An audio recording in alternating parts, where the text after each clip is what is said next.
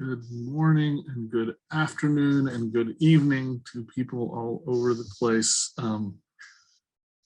Yes, good morning to people who may be watching this actually in person, attending in the United States. My name is Stephen Farr. If you can find me on the screen, I'm speaking to you from Washington, D.C.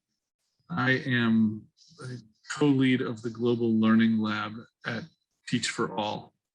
And I am just thrilled to get to listen in on this conversation and hope those of you who are joining us, I see people still coming in.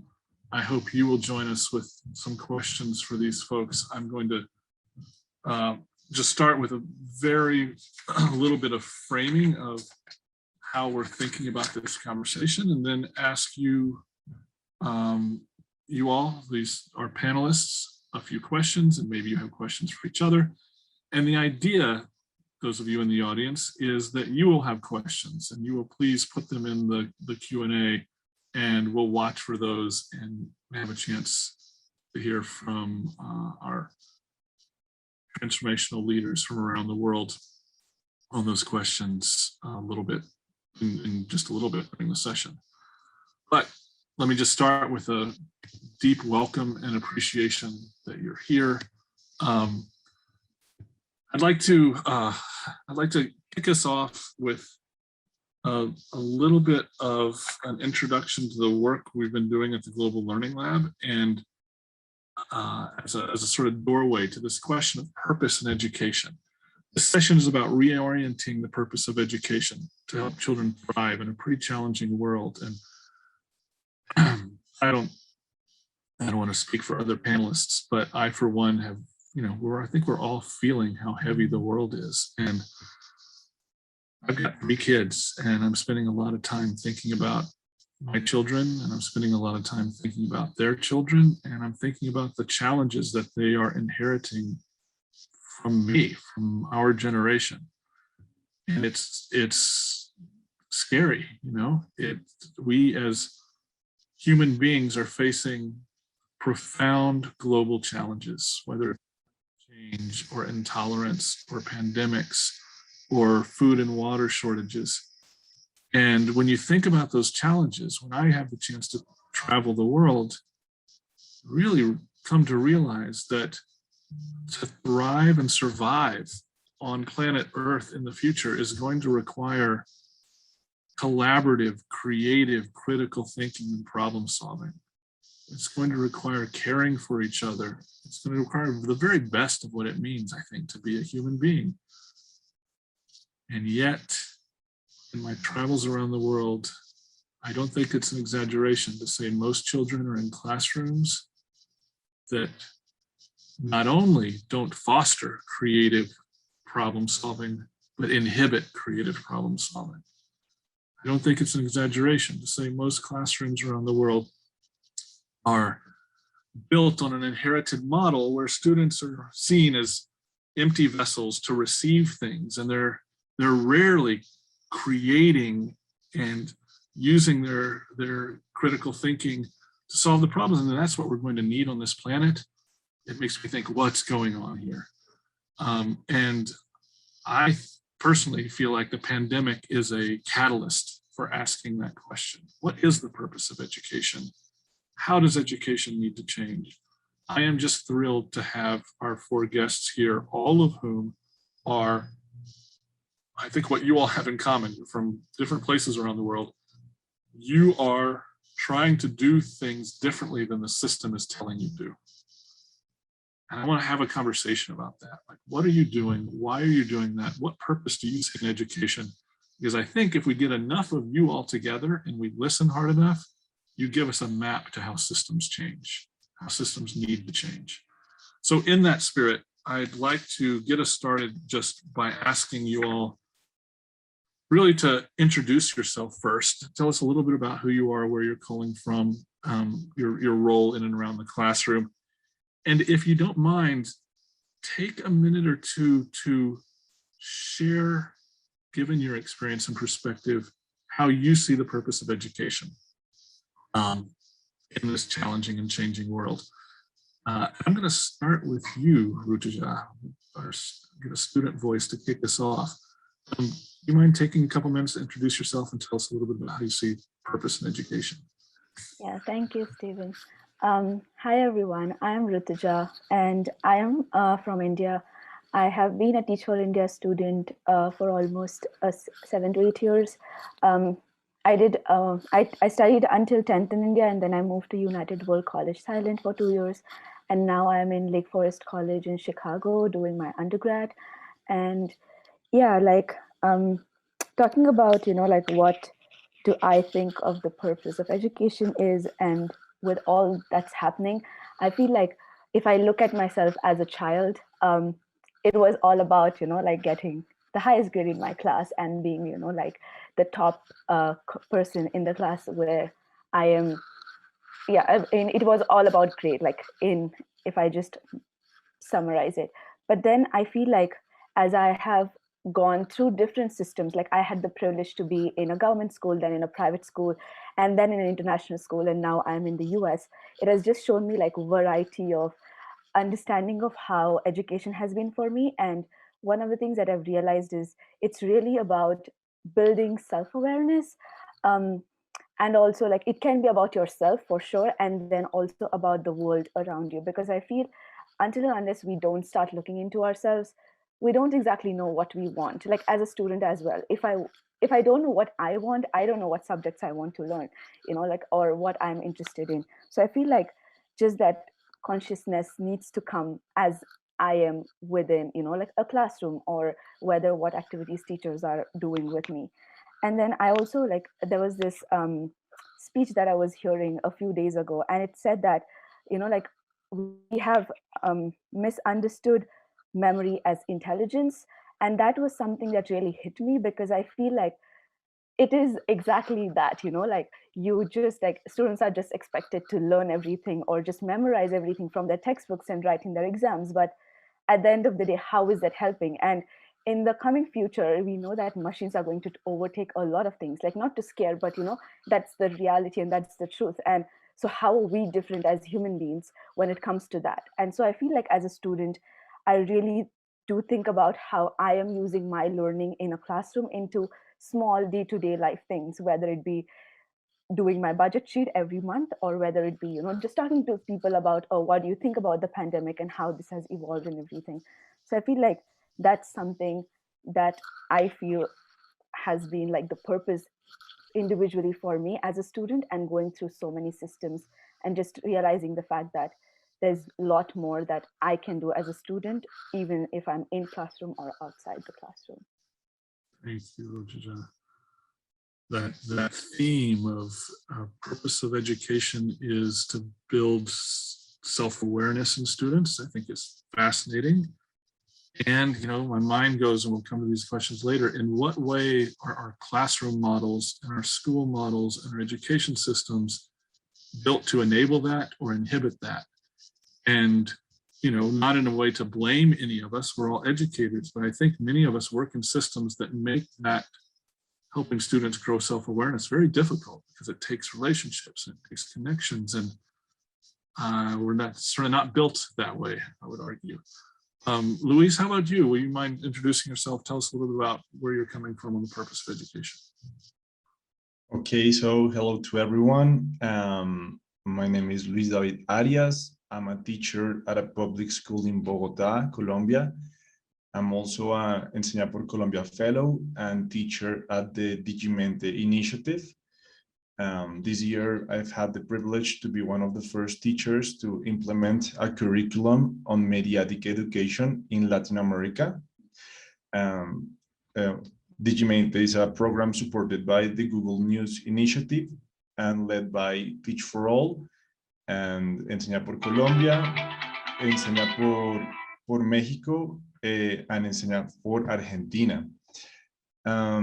Well, talking about like the purpose of education, I wanna talk about something, is that due to the pandemic, families had to acquire like cell phones or tablets or computers, and this for academic purposes, but also these devices were used for entertainment, because the reality is that students were very bored, you know, like at home, they were really, really bored. And last week, I asked sixth grade students, what would they change in their classrooms? And they said like, I want them to be more fun and more entertaining. And well, this really shocked me, because they have the same mindset as they were at home, you know. I want to watch TikTok videos, I want to play games in my computer, and I'm worried because I'm no match for a cell phone, you know. Between me and a cell phone, they will always choose a cell phone. And why is this important? Because they aren't motivated to learn. They're only motivated to play or to, you know, like watch videos or use social media. And I think that education has to focus on how to use these devices that they already have. We're not asking them to acquire new things or new resources, but how they can use this, okay, to pursue their passions, their interests, how they can use those devices like for their life purpose. But this is challenging because they don't know what their passions are. They don't know what their interests are. So we are in front of a whole generation that are really bored because they don't know why are they at school, you know? So imagine a student, for example, who is passionate about environment and planet conservation. So for example, in science class, that student can relate the topics with the things she's interested, and then use a cell phone to investigate how to apply that to a problem in their community, in her community. So in this way, she'll be like motivated in the science class because she knows that she'll be able to use that knowledge and her cell phone to apply that like for a meaningful purpose, you know. And I think this is what the challenge of education is. Thank you, Luis. It's interesting. Like I hear you coming to this question through your passion for using digital platforms, but underneath that is a very similar purpose to what Rutuja was sharing, that the purpose of education is to help students find their purpose, self-awareness. What are their interests? And you know, I hear you saying we're not doing that well, which I would agree with. And again, it comes back to, for my own mind, just thinking, how are the classroom models and school models we've inherited enabling or inhibiting students finding their own purpose? In many of your countries, as I travel around, I see more and more directive curricula with less and less space for students to explore. And I wonder if this is a moment to question that. Let's see, Nene, how about over to you? Good afternoon there. Please tell us about yourself and your relationship to purpose. Thank you, Stephen. Hello, everyone. My name is Nene, and I'm calling in from Lagos here in Nigeria.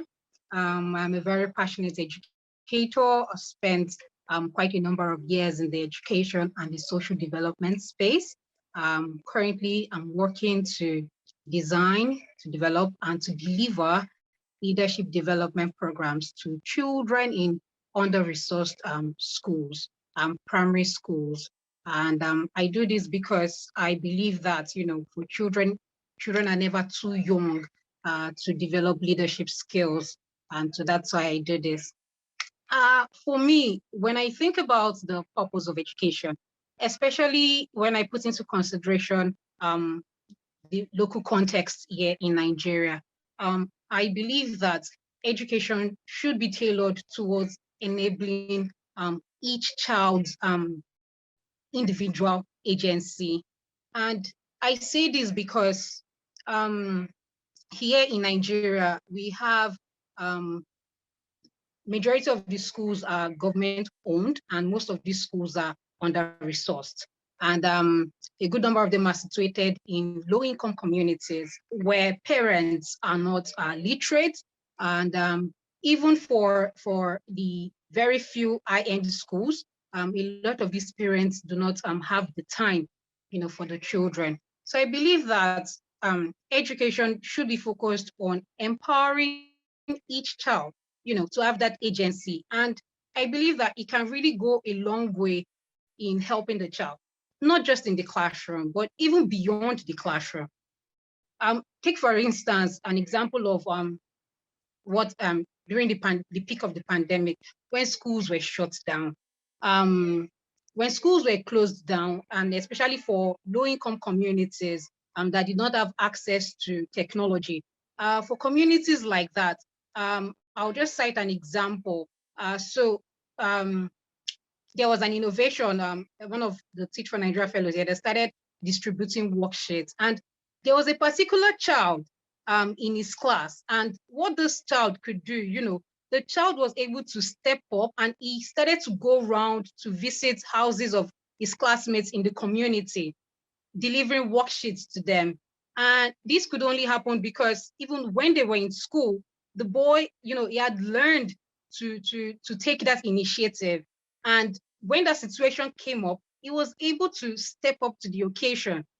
So I think that it's very important because for children, especially for in low-income communities, they will not always have all of the resources. They will not always have all of the support. So it's very important that they are able to have that power, that ability to step up, take action and change things for themselves. And that's what I believe purpose of education should be focused on. Thank you, Nene.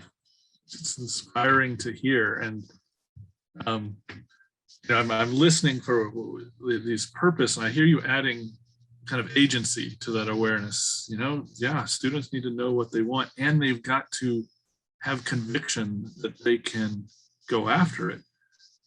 Your story of that child, it makes me so happy because it's, isn't that what the world is calling for? There's a student who sees this challenge and decides to try to solve it and help classmates learn.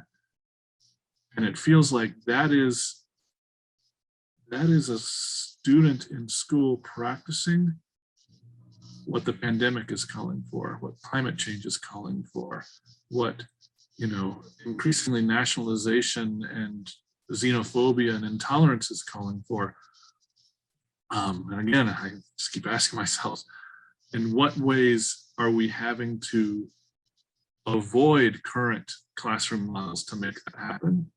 Or in what ways are current classroom models enabling that? We'll come back to that. But Vivek, welcome. Tell us a little bit about yourself and your relationship with purpose in education. Yeah, thank you, Stephen. Hi, everyone. So I am Vivek Kaushik from India. So I did my Teach for India fellowship from 2018 to 20. And post that, I started an initiative, a not-for-profit Clay Lab Education Foundation, which is like supporting students in their higher secondary grades. I agree with what most of the panelists were talking about, like the purpose of education. For me, I have personally, I have kind of summarized it in two themes. The root theme is the awareness, but if we can divide that awareness into two things, one is self-awareness and another one is social awareness. And when we talk about self-awareness, if a child knows where am I coming from, why am I this person, who am I today, and what can I become in the future? So having past, present, and future about himself or herself, that can be a very important aspect. And quickly like to share a story also, during pandemic, I was hearing a lot of stories when people were talking about how children were not being able to learn because schools were shut. But one of my student actually started his own business at that time and earned what his family was earned much more than what his family was earning. So that was a very good example of how students can learn even outside the school also. And coming to the second part of awareness, which is social awareness. So where were we maybe 1,000 years back, 500 years back as a community, society, or the world? How have we reached here, and what can we do in future? What, Stephen, you were just also talking about, how can we make a beautiful world, basically. So that is also very, very important to help students understand. And again, adding a quick example, like when some students used to tell me that one day we will change this world, we'll make us world gender equal or something like this. And my direct question was, why don't you start with your own school? Let's make your own school first gender equal, please, or gender neutral, please, or something like that. And then the world also. Let's start something. And I think education should be something that all of you are also talking about, that initiative, that application of learning, not just for yourself, but for the others also, and towards a collective effort. That's it. Back to you, Stephen. Thank you, Vivek. People who are listening out there, we can't see you, which is a little odd, but we know you're there. If you have questions, please put them in the Q&A spot and we'll see them. Right now, I want to take this, I'm going to run with some of what you said. I'm going to send this first question to Luis and Nene. And I'm going to, I don't know what to call this, not exactly devil's advocate. I genuinely have this question. I hear you all talking about purpose and agency and awareness, and it's so inspiring. And I don't hear anybody saying reading, writing, and math. Come on, right? Why aren't you talking about increasing basic academic skills? Because basic academic skills they're so far behind for so many kids. And you're talking about agency and awareness and these sort of, poofy things up in the air. Luis, Nene, what's your response to that reaction to what you all are saying? Okay, Nene, go first, please. All right. Thank you, Lewis. Stephen, yes, I would share my experience. When I started teaching in the classroom in the little village here in Nigeria, yes, you're right, because a lot of children in under-resourced schools, when it comes to academics, they're really far behind. And when I met that reality, it was a question of, is it that it isn't possible for the children to catch up? But what I realized is that when I started to focus on other areas beyond academics, beyond the classroom, when we started to take activities even beyond the classroom into the community and focusing on all these other areas, it actually translated into the children in my class doing better, because all those skills that they learn outside, it's something that they also use and utilize even in the classroom. So I was seeing that, they are taking ownership of their learning, and they were taking the initiative to learn what they did not know. So I do not think that all of these other skills are mutually exclusive. No, I'm not saying that, academics, maths, literacy, it's not important. I think that they are interconnected. And there is no one way to help children thrive academically. There's no one way to do that. It's something that teachers all over the world need to understand. Each child is different. But what I have seen is that for every child that you're able to, focus on skills beyond the curriculum, I have seen the positive impacts of that even reflect in their academics as well. Yes, thank you. Nene. Luis, how would you answer similarly or differently? So I'm gonna talk about this from a experience at school, and is that recently 10th grade students took some standardized tests. These are the kind of tests they need to present for university access. And one of the guys that came to the school to run the test, he told me that in every school there've been to, students weren't achieving the minimum score. And the minimum score is 360 over 550, okay? Non-school, okay? Not public schools, not private schools, not schools at cities, not schools at no outside of the cities. And so it's evident something's wrong with the modes of the classrooms. And students were failing mostly at critical reading. And this is no coincidence, because during the pandemic, students have become more used to audiovisual content that requires no critical thinking or critical reading. This is what I've been talking about, you know, watching videos or playing games. I mean, outside of the class, you know, like in their private space, in their free time. And this is very worrying, because I must say, I'm not against the curriculum. You know, I think they should have their English class and their math class and their social study class. But the problem is they're having more audiovisual content than other content, and the other content has become the boring content. You know, reading is boring to them in comparison to audiovisual content. And this is why students can use the internet, they can use applications, and they can use social media for entertainment, but they don't use them to investigate, they don't use them to learn new things, and they don't use them to find solutions to problems or to develop their skills. So in this sense, the school is one step behind. If the school doesn't teach students how to use the technology to achieve their academic and personal goals and to pursue their interests, you know, they aren't motivated enough to learn. And we know motivation is essential to learning. This morning, I read an article in the newspaper El País from Andre Stern, and he said that kids learn because they are excited and they are enthusiastic about the topics.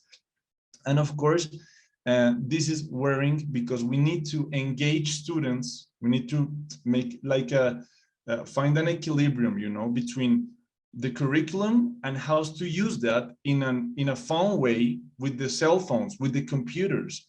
And this is something we need to address very, very quickly. Luis. I'm going to point the next question to Rutuja and Vivek, but I can't help but jump in here and share a little bit of the results of the studies we've been doing of transformational classrooms, because it's so aligned to what you all are saying. I was, for audience context, I work at the Global Learning Lab. We have been finding classrooms around the world where the local programs are saying, in this classroom, students are growing as leaders of a better future. And we get videos of those classrooms, and then we invite people around the world to virtually visit those classrooms and compare them and say, what should we learn from them? Something interesting coming out of that is that when we ask the crowd, we've had 3,500 people in many languages from about four dozen different countries visit these classrooms. When we say, what are those teachers and students actually valuing in terms of student growth? Right, their Minister of Education may say, we want to know whether you passed this test or not. But when we say, what do the teachers and students actually value? There's 5 things come up. Number 1 is connectedness. The teachers say, I value whether my kids are connected to each other. Number 2 is awareness, very much in that self and social awareness kind of space that you were talking about, Vivek. Number 3 is mastery. Yes, it matters that my kids are reading and writing, doing math well. Number 4 is agency, exactly what you all were saying. And number 5 was well-being. Are my kids, do they feel safe enough, fed, warm? Do they feel safe enough to take the risks that it means they need for growing?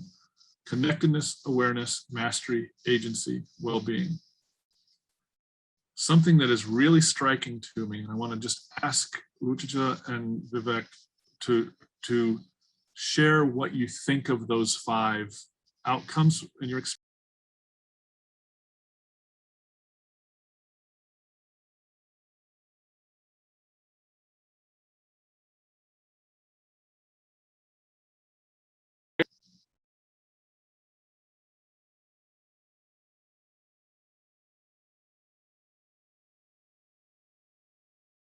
success is about students making some choices. And I feel some systems going in an opposite direction. Let's start maybe with you, Rutuja. You are still a student.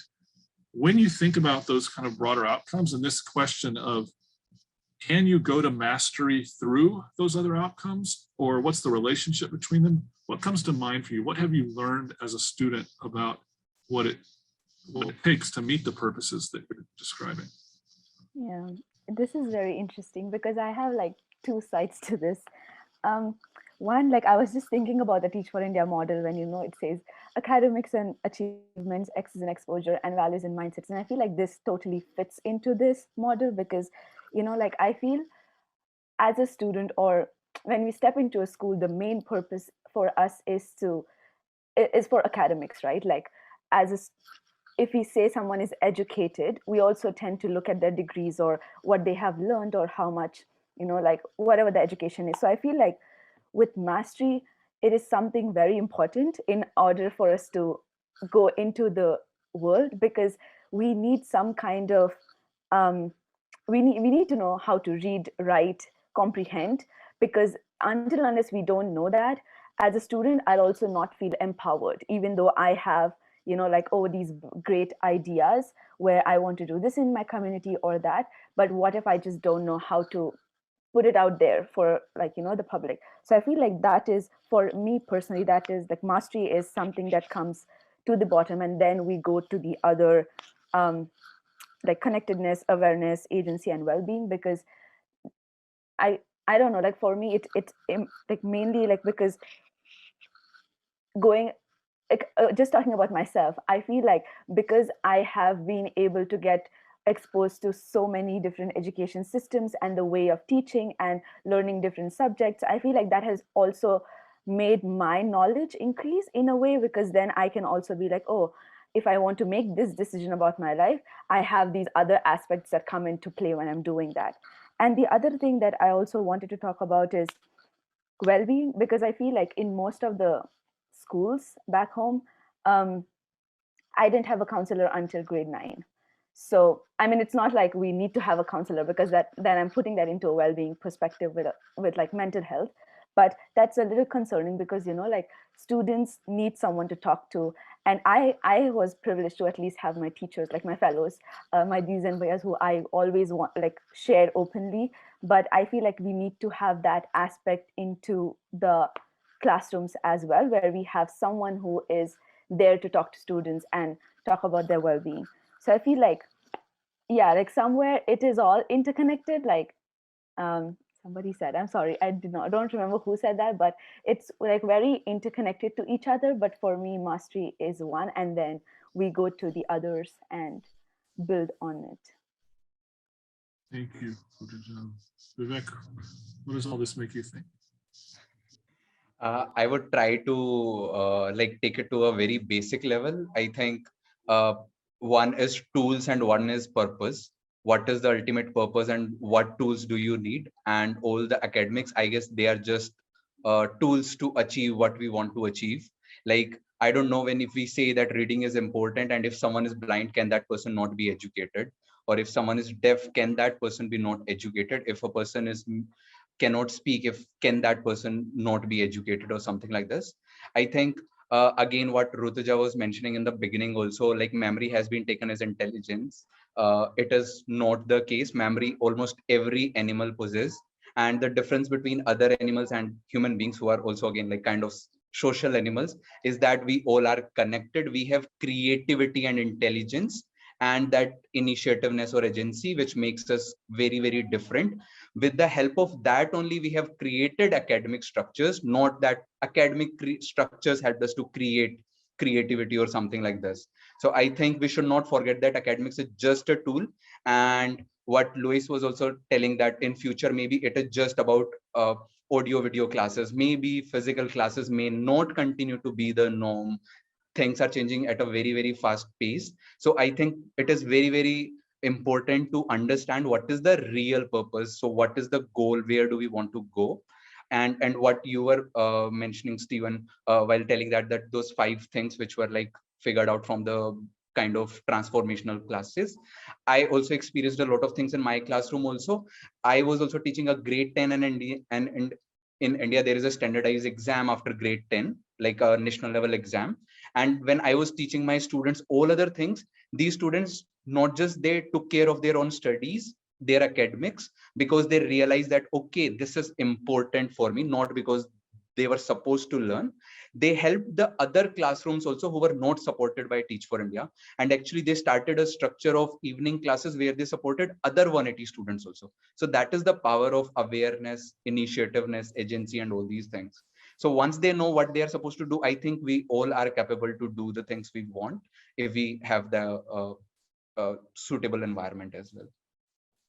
Amazing. Vivek, I'm going to stay with you, and I'm going to come back with a version of this question to everybody. And let me just encourage, if there's other questions from people out there listening, please put them in the Q&A space and we'll see them and try to get them. But we only have maybe 10-ish minutes left.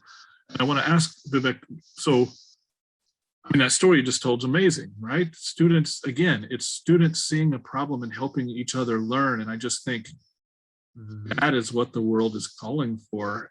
And that happens so rarely. And when it does happen, it seems to happen in spite of school, not because of school. What would you say needs to change in our classroom model or our school model to more align to the purpose that you feel education should have? What should we keep? What should we change?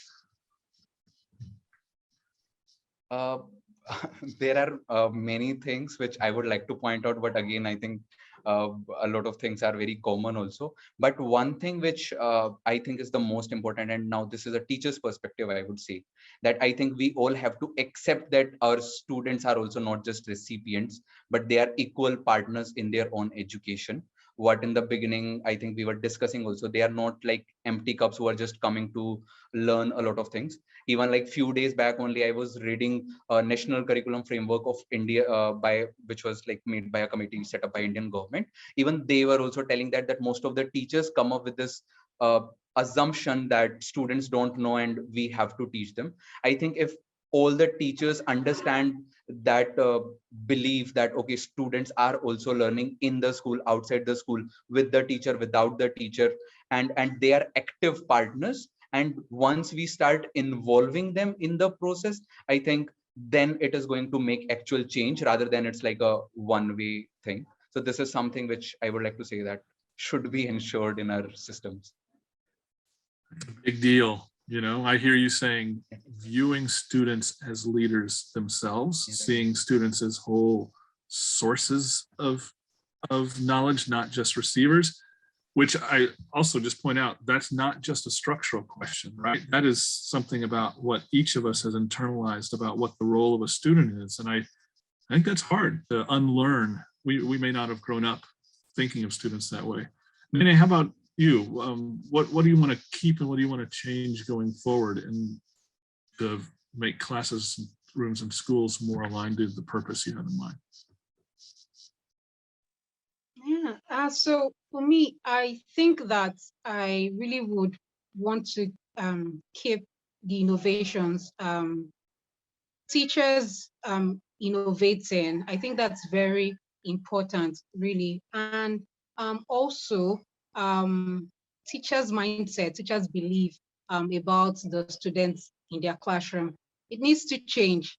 I think it's very important that it changes because just like Vivek just mentioned, the children are not just recipients, they are actually capable. And I think it takes a whole lot, especially for teachers to acknowledge and admit that, they don't know everything. All knowledge does not rest with us as teachers, as educators. So I think admitting that really, it helps a whole lot. And a strong belief in every student in the classroom. That's also critical. Every child in the classroom, has that ability. So that strong belief needs to be there. And I also think that when it comes to education in any country, in any system, I think that taking a multi-stakeholder approach to it is very important. There are a lot of stakeholders when it comes to education, And I think that having all of those stakeholders on the table, equally represented, I think it helps a whole lot. The students also should not be excluded from these conversations. I think that can really help a lot. I'm finding it so fascinating, right? The question is, how should we change classrooms and schools? And Vivek's answer was, we need to change how we see students. And yours, Nene, was started with, we need to change how we see ourselves as teachers. Like, do we see ourselves as innovators, as learners? It's that, there's perspectives that have to shift as much as structures. Let's go to Luis, and then we'll come back to you in just a minute. Luis, what would you keep and change to more align with the purpose you have in mind? Okay, I'm going to answer the question, but first I'm going to do something I do at online classes, and is, dear audience, please, we're about to finish, so stay focused. Remember, technology can distract us. Maybe you're looking at your smartphone, but we're about to finish, so please focus on these few minutes. This is important, a Harvard study shows that the mind wanders about 47% of the time.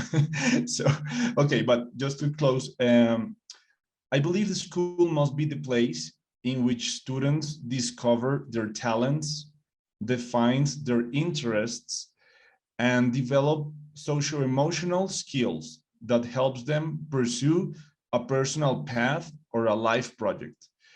This implies teachers must be able to help students achieve those goals. And this is important, because you can only thrive in something you're really interested in. Leaders are really passionate about what they do. And if students don't know what they're passionate about, something, well, they're not going to lead anything. Okay, and the second thing is that school must include a mediatic curriculum that helps them to be critical, able to analyze information and sources, and create and consume quality content, participate actively, and think ethically. This is what Digimente does. And thinking about, for example, fake news in the United States elections, well, last elections, this is something that it's an actual, it's like a political problem, that involves society, and the school can also help in that way. The mediatic education will help students to navigate the internet, use applications, social media, not only to have fun, but to learn, investigate, and create new things. So I would say that. Thank you, Luis. I can't believe how quickly this time has gone. We're almost out of time, but we're going to give last word to you, Rutuja, to answer this question, what we should keep and what we should change going forward. Keep in mind, we have an audience here of people who are in position to influence policy, who are in position in government positions, non-government organizations, and ministries of education all over the world. What is your advice to them about what we need to keep and what we need to change in our classrooms and schools, given the purposes that we've talked about? We've got about 2 minutes. Yeah, it's interesting to listen to the teacher's perspective, especially, because now I'm thinking I am a student, and for a minute I was like, oh, am I a teacher too? Like, it was just so funny when I was listening. But I feel like as a student or something going ahead, one of the things that I would personally want is how, like, going back to the technology aspect, because I always have feared this thing that we are going to, like, education is going to get digitalized.